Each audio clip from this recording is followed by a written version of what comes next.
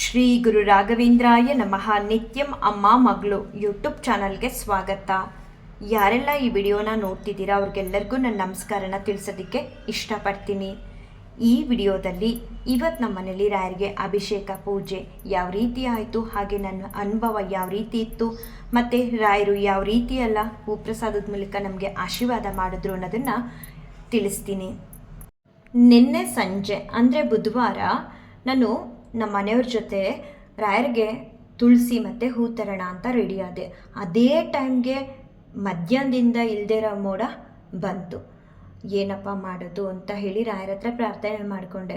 ರಾಯರೇ, ಮೋಡ ಬಂದ್ಬಿಟ್ಟಿದೆ, ಪ್ಲೀಸ್ ನಾನು ತಡವಾಗಿ ತುಳಸಿ ತೊಗೊಳೋದಕ್ಕೆ ಹೋದರೆ ತುಳಸಿಯವರು ಹೊಟ್ಟೋಗ್ಬಿಡ್ತಾರೆ. ಹೂ ಬೇಕಾದರೆ ಎಷ್ಟೊತ್ತವರೆಗೂ ಸಿಗುತ್ತೆ, ನನಗೆ ತುಳಸಿ ಮಿಸ್ ಆಗಿಬಿಡುತ್ತೆ. ಪೂಜೆಗೆ ಸ್ವಲ್ಪ ಕೂಡ ಮನೇಲಿ ಹೂವಿಲ್ಲ, ತುಳಸಿನೂ ಇಲ್ಲ. ದಯವಿಟ್ಟು ಈ ಮೋಡ ಸ್ವಲ್ಪ ಹೊತ್ತು ಮಳೆ ಬರ್ದಿರಾಗಾಗಲಿ, ನಾನು ಹೋಗಿ ಹೂ ತಂದುಬಿಡ್ತೀನಿ ಅಂತ ರಾಯರ ಹತ್ರ ತುಂಬ ಕೇಳಿಕೊಂಡೆ. ಆ ಸಮಯದಲ್ಲಿ ರಾಯರು ಹೂನ ಹಿಂದೆ ಪ್ರಸಾದವಾಗಿ ಕೊಟ್ಟರು. ನನಗೆ ಅರ್ಥ ಆಗಲಿಲ್ಲ. ಮಳೆ ಕೂಡ ಶುರುವಾಗೋಯಿತು. ಸರಿ, ಏನು ಮಾಡೋದು ಅಂತ ಬೇಸರದಲ್ಲೇ ಇದ್ದೆ.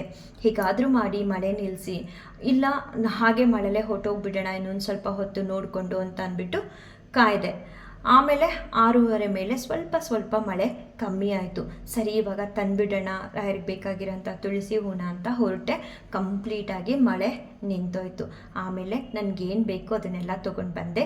ಹಾಗೆ ಗುರುವಾರ ಬೆಳಿಗ್ಗೆ ಬೇಗ ಎಬ್ಸಿ ರಾಯರೇ, ನಿಮಗೆ ಅಭಿಷೇಕ ಪೂಜೆನ ಮಾಡಬೇಕು. ನಾನು ಏನಕ್ಕೆ ಬೇಗ ಮಾಡ್ತೀನಿ ರಾಯರಿಗೆ ಅಭಿಷೇಕ ಪೂಜೆನ ಅಂದರೆ, ಬೆಳಿಗ್ಗೆ ನನ್ನ ಮನೇಲಿ ಇಬ್ಬರು ಸ್ಕೂಲ್ಗೆ ಹೋಗೋರಿದ್ದಾರೆ. ಆ ಟೈಮ್ಗೆ ಅಡುಗೆ ಊಟ ತಿಂಡಿ ಎಲ್ಲ ಆಗಬೇಕು. ಆ ಕಾರಣಕ್ಕೆ ನಾನು ತಡವಾಗಿ ಎದ್ಬಿಟ್ರೆ ನನಗೆ ಒಂಥರ ಗೊಂದಲ ಶುರುವಾಗೋಗ್ಬಿಡುತ್ತೆ, ಆ ಥರ ಶುರುವಾಗುತ್ತೆ.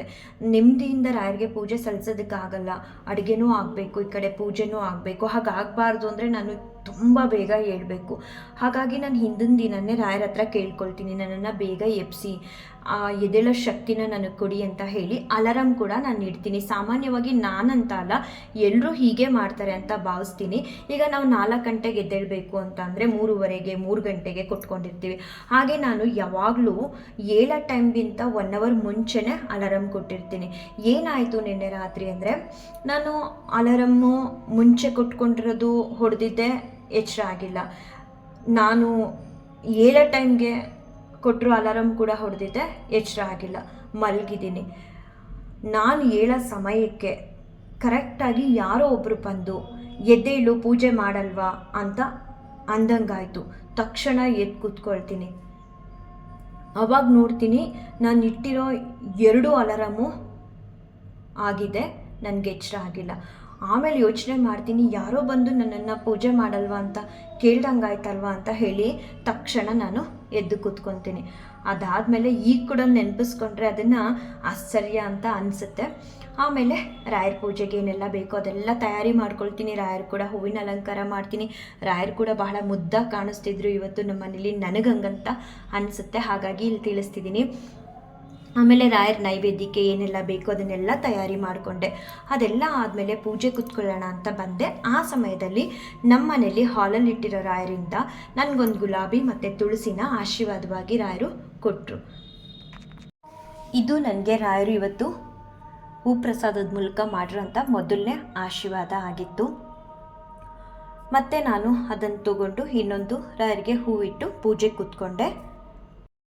ನನಗೆ ಹೋದ ವಾರ ಪೂಜೆ ಕೂತಾಗ ತುಂಬ ಅಡೆತಡೆಗಳಾಗ್ತಿತ್ತು. ನಾನು ಇವತ್ತು ಬೆಳಿಗ್ಗೆ ಪೂಜೆ ಕೂತ್ಕೊಂಡಾಗ ರಾಯರ ಹತ್ರ ಕೇಳ್ಕೊಂಡಿದ್ದೆ, ಹಾಗೆ ನಿನ್ನೆ ಕೂಡ ಕೇಳ್ಕೊಂಡಿದ್ದೆ, ಯಾವುದೇ ರೀತಿ ಅಡೆತಡೆಗಳು ಆಗದೆ ನಿಮಗೆ ಅಭಿಷೇಕ ಪೂಜೆ ಚೆನ್ನಾಗಾಗಲಿ ರಾಯರೇ ಅಂತ. ಹಾಗೆ ತಾಳ್ಮೆಯಿಂದ, ಶ್ರದ್ಧೆಯಿಂದ, ಭಕ್ತಿಯಿಂದ ನಿಮಗೆ ಸೇವೆ ಸಲ್ಲಿಸೋದಕ್ಕೆ ಅವಕಾಶ ಮಾಡಿಕೊಡಿ, ಆ ಭಕ್ತಿನ ನನಗೆ ಕೊಡಿ ಅಂತ ಕೇಳ್ಕೊಂಡಿದ್ದೆ. ಅದೇ ರೀತಿ ಇವತ್ತು ಹೇಳಬೇಕಂದ್ರೆ ಬಹಳನೇ ಪೂಜೆ ನಮ್ಮ ಮನೇಲಿ ಚೆನ್ನಾಗಾಯಿತು. ಆಶೀರ್ವಾದಗಳಂತೂ ರಾಯರು ತುಂಬಾ ಕೊಟ್ಟರು. ಇವತ್ತಂತೂ ನಮ್ಮ ಮನೇಲಿ ಶ್ರೀರಾಮ ಮತ್ತು ಆಂಜನೇಯ ಸ್ವಾಮಿಯಿಂದ ಕೂಡ ಹೂಪ್ರಸಾದ ಸಿಕ್ತು. ಆದರೆ ಒಂದು ಬೇಸರ ಆಯಿತು. ಏನಂದರೆ, ಹೂಪ್ರಸಾದ ಕೊಡ್ತಿದ್ರು ರಾಯರು, ಆದರೆ ಯಾಕೋ ಏನೋ ಗೊತ್ತಿಲ್ಲ, ವಿಡಿಯೋಗೂ ಸಿಗ್ತಿರಲಿಲ್ಲ, ನನಗೂ ಗೊತ್ತಾಗ್ತಿರಲಿಲ್ಲ. ನಾನು ಹಿಂಗೆ ನೋಡೋ ಅಷ್ಟರೊಳಗಡೆ ಹೂಪ್ರಸಾದ ಆಗಿರೋದು. ಯಾವಾಗ ಕೊಟ್ಟರು?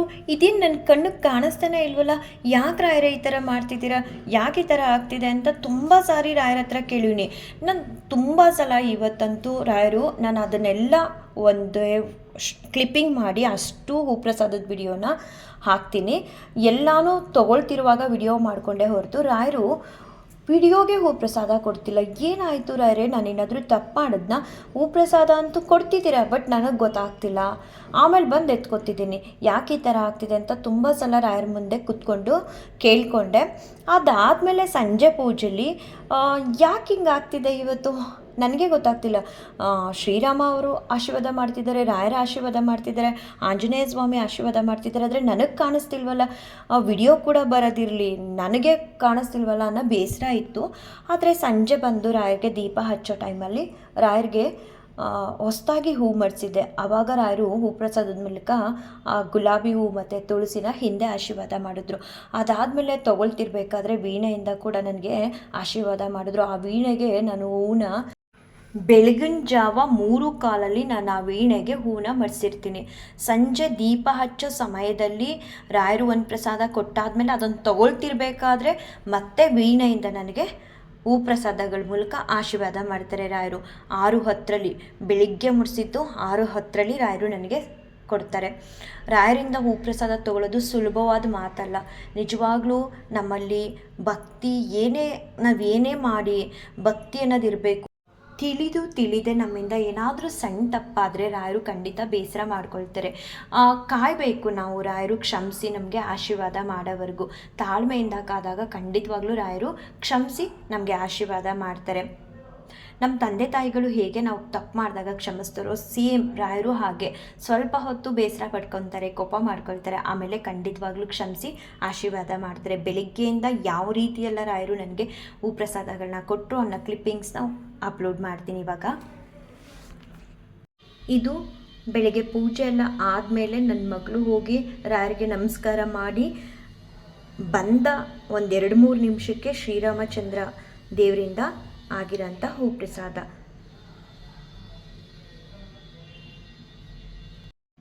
ಇದು ಮಧ್ಯಾಹ್ನ ನಾನು ದೇವ್ರ ಮನೆಗೆ ಬಂದಾಗ ರಾಯರು ಮೇಲೆ ತುಳಸಿ ಮೇಲೆ ಒಂದು ಪರ್ಪಲ್ ಕಲರ್ ಸೇವಂತಿಗೆನ ಇಟ್ಟಿದ್ದೆ. ಅದನ್ನು ಕೊಟ್ಟಿದ್ದರು, ಯಾವ ಸಮಯದಲ್ಲಿ ಕೊಟ್ಟಿದ್ರು ಅಂತ ಗೊತ್ತಿಲ್ಲ. ಮಧ್ಯಾಹ್ನ ದೇವ್ರ ಮನೆಗೆ ಬಂದಾಗ ನನಗೆ ಸಿಕ್ತು, ತೆಗೆದಿಟ್ಕೊಂಡೆ. ಇದು ಕೂಡ ಮಧ್ಯಾಹ್ನ 3:15 ರಾಯರು ಆಶೀರ್ವಾದ ಮಾಡಿರೋವಂಥದ್ದು. ನಾನು ನೋಡಲಿಲ್ಲ, ಬಟ್ ಆಶೀರ್ವಾದ ಕೊಟ್ಟಿದ್ದರು. ಆವಾಗ ವಿಡಿಯೋ ಮಾಡ್ಕೊಳ್ತಾ ಎತ್ಕೊಂಡೆ. ನೋಡಿ, ಕುಂಕುಮದ ಭರಣಿಗೂ ಒಂದು ಕೊಟ್ಟಿದ್ದಾರೆ. ಹಾಗೆ ಆಂಜನೇಯ ಸ್ವಾಮಿಯಿಂದ ಹೇಳಬೇಕಂದ್ರೆ ಗೆಜ್ಜಸ್ತ್ರ ಕೆಳಗಡೆ ಬಿದ್ದಿದ್ದೆ ಹೂ ಪ್ರಸಾದ ಕೊಡುವಾಗ. ಮತ್ತು ಒಂದು ಪರ್ಪಲ್ ಕಲರ್ ಸೇವಂತಿಗೆ ಕೂಡ ನನಗೆ ಆಶೀರ್ವಾದವಾಗಿ ಕೊಟ್ಟಿದ್ದರು. ಯಾವುದನ್ನು ನಾನು ನೋಡೋಕ್ಕಾಗಲಿಲ್ವಲ್ಲ ಅಂತ ತುಂಬ ಬೇಸರ ಆಗ್ತಿತ್ತು. ನೋಡಿದ್ರೆ ಸಂಜೆ ಪೂಜೆ ರಾಯರಿಗೆ ಹೊಸದಾಗಿ ಇಲ್ಲಿ ತುಳಸಿ ಮತ್ತು ಗುಲಾಬಿ ಇಟ್ಟು ನೋಡ್ತೀನಿ, ಅಲ್ಲೊಂದು ಹೂ ಪ್ರಸಾದ ಆಗಿತ್ತು. ನನಗೂ ಗೊತ್ತಾಗಿರಲಿಲ್ಲ ಯಾವ ಸಮಯದಲ್ಲಿ ಅಂತ. ಅದನ್ನು ಎತ್ಕೊಂಡಾದಮೇಲೆ ರಾಯರಿಗೆ ದೀಪ ಹಚ್ಚೋಣ ಅಂತ ಹಚ್ಚೋ ಸಮಯದಲ್ಲಿ ಹೂ ಪ್ರಸಾದದ ಮೂಲಕ ಆಶೀರ್ವಾದ ಮಾಡ್ತಾರೆ.